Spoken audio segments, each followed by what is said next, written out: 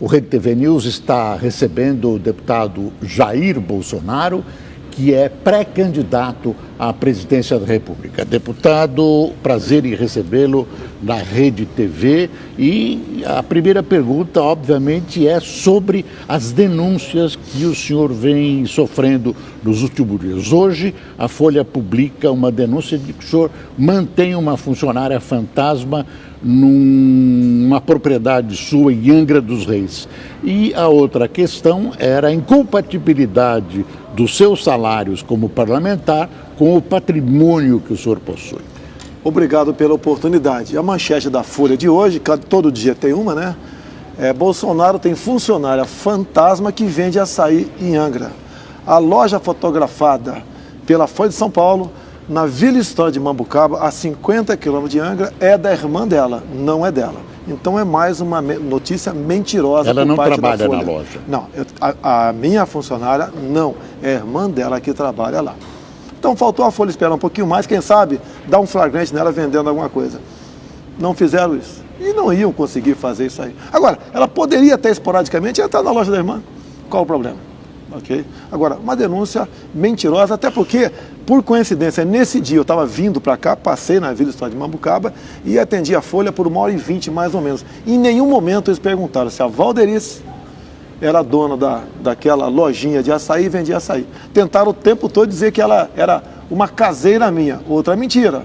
Como não tiveram base para fazer essa outra falsa acusação, fizeram como dona de uma lojinha que vende açaí, que eu duvido que fature mais de R$20 por dia líquidos. E a questão patrimonial? E a questão patrimonial? Olha só, eu sofro, logicamente, denúncias e sou investigado o tempo todo, até para a minha situação de pré-candidato bem posicionado. A questão da avaliação patrimonial. Ninguém descobriu imóvel em meio lugar nenhum. Todos os meus imóveis estão no imposto de renda, desde o primeiro momento que eu os comprei. Inclusive, 2 na Barra da Tijuca, 2 casas pequenas, que tinham uma série de problemas entre habites, localização, entre outros.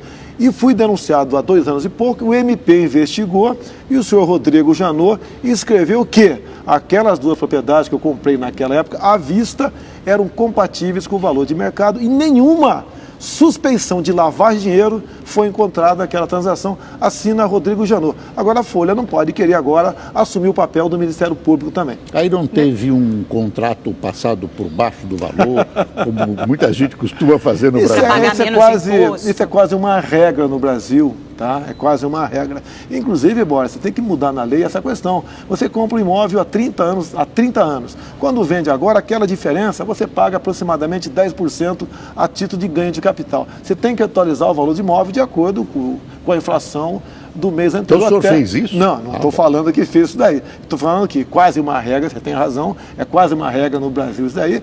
E se não tivesse essa questão, com toda certeza esse problema não apareceria agora. Deputado, eu queria lhe fazer uma pergunta sobre economia. Até essa reportagem que mostramos há pouco no Rede TV News, a Standard & Poor's rebaixou a nota de crédito do Brasil e uma das principais justificativas foi por causa do atraso na aprovação da reforma da Previdência. A gente sabe que o senhor tem se reunido, encontrado muito investidores, tanto aqui como fora do país, em Nova York, e o seu principal consultor em economia é o Paulo Guedes, que é um economista notoriamente liberal e favorável à reforma da Previdência. Minha pergunta é a seguinte: diante desse quadro e tendo em mente que o próximo presidente que assumir a partir de 2019 terá que continuar com o ajuste fiscal, e isso passa necessariamente por uma reforma da Previdência robusta, ainda assim o senhor vai votar contra a reforma da Previdência na votação marcada para o dia 19 de fevereiro no Congresso? Eu tive 3 reuniões com a área que aplica recursos no mundo, né? Nos Estados Unidos, bem como com a Câmara do Comércio do Brasil e Estados Unidos, e algumas reuniões aqui no Brasil. Para todos eu falei o seguinte: a reforma possível é essa, e expus para eles. Essa proposta por Meirelles não será aprovada, ainda será dada munição para o PT crescer por ocasião das eleições. Nessa reforma que está aí, da forma que está sendo proposta, não votarei favorável. Mas ela já foi bastante amenizada em relação ao texto original, né? Propõe regras bem menos rigorosas. Ainda assim, o senhor acha que não será possível? O senhor vai votar contra a reforma da Previdência? Olha só, eu pergunto... Porque o senhor tenta convencer o mercado sobre o seu liberalismo, né? Mas eu não posso simplesmente levar à miséria os aposentados no futuro, ou então praticamente impedidos de aposentar por uma exigência do mercado financeiro. O mercado financeiro é importante, você tem que respeitá-lo, mas a população que se aposenta aqui também. A minha proposta lá era para nós acabarmos com o privilégio, tinha proposta tocante a isso, evitarmos as incorporações que surgem aqui, os marajás no Brasil, bem como você aumentar um ano agora e deixar que o prosseguimento da reforma fique para quem assumir em 2019. Essa é a minha proposta. Essa que estão propondo aí, repito, não será aprovada, não contará com o meu apoio e ainda dará munição para a esquerda crescer nas eleições. Deputado, o Lula vai ser julgado no próximo dia 24. O senhor gostaria que ele fosse condenado? Na sua visão, claro, o senhor se informa do que está acontecendo, ele será condenado e é bom para o senhor que ele seja? Olha, tudo que eu fiz há pouco tempo, né, era fazer gestões na minha alçada para que ele fosse julgado. Eu não posso assumir, como parlamentar, a posição do judiciário. Como cidadão, né, eu estou torcendo para que ele seja condenado, não por mim, tá, mas pelos crimes que ele cometeu, no meu entendimento. Tá? Agora, no tocante à minha pessoa, se ele for condenado, fica melhor para mim. Eu acho que tem que acontecer o seguinte, é que o julgamento nasça algo melhor para o Brasil. Eu não estou preocupado, caso seja mantida a minha pré-candidatura, quem vou encontrar no primeiro ou possivelmente no segundo turno. É porque muda totalmente o cenário, né? Se ele for condenado, o senhor passa a dianteira nas pesquisas, Sim. As pesquisas já indicam isso, o senhor teria 22% dos votos, e há uma confusão muito grande entre os candidatos de centro. Geraldo Alckmin continua com 9%, cerca de 9%, segundo pesquisa da Datafolha, e há aí outros pretendentes, como Rodrigo Maia, presidente da Câmara, o ministro da Fazenda, Henrique Meirelles. O que o senhor acha desses seus possíveis adversários de centro? Olha, todos eles são iguais. A palavra direita, até pouco tempo, era um palavrão. Só eu assumi essa posição. Quando comecei a crescer, parte da mídia, né, rotulou o PSDB de direita e eu de extrema direita, tentando me desqualificar.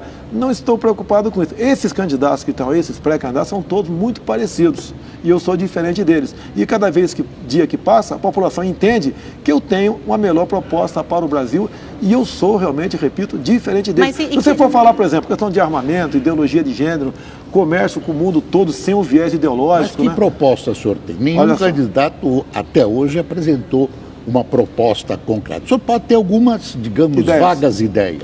Não, olha só, ninguém pode apresentar uma proposta agora. Plano de governo você é obrigado a tê-lo por ocasião do registro da sua candidatura, que ocorrerá ali em agosto. Tá? No momento nós temos propostas, ideias, debatemos. Até muita gente que não é candidato a cargo executivo nenhum, discute essas questões. Cite 2 ou 3 propostas, rapidamente. A questão da violência, tá? Como você vai enfrentar a violência. Nenhum pré-candidato falou como enfrentar isso aí. Um falou que vai criar o Ministério da Segurança. É uma piada isso daí. Quando você não quer resolver uma coisa no governo, você cria um ministério ou cria uma comissão. A nossa proposta é desconstruindo o que foi feito ao longo dos últimos 20 anos. Você botar um fim na audiência de custódia, que o nosso policial, ele se sente humilhado, ultrajado. Ele prende um bandido que trocou tiro com ele, no dia seguinte o juiz, em audiência de custódia, quase certo, o liberta. Como pegou há pouco tempo, 2 jovens, né, que eu não sou obrigado, não posso falar que são bandidos, não são processados, com 10 quilos de cocaína indo para o exterior. No dia seguinte, a audiência de custódia o soltou.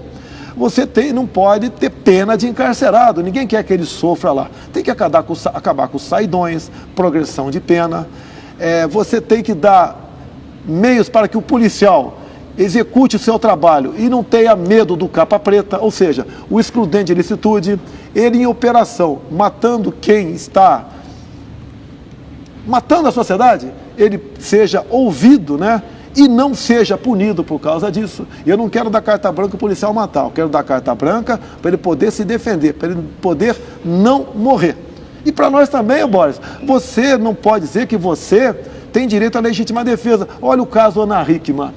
Se eu integrasse um tribunal de júri, eu absolveria o cunhado dela. O cara, um bandido, entra num quarto de hotel, dá 3 tiros numa senhora, esse homem consegue tirar a arma dele, dá 3 tiros na cabeça dele, uma pistola, e agora vai ser submetido a tribunal de júri em Minas Gerais por excesso. Deputado, isso é uma vergonha. Deputado, falando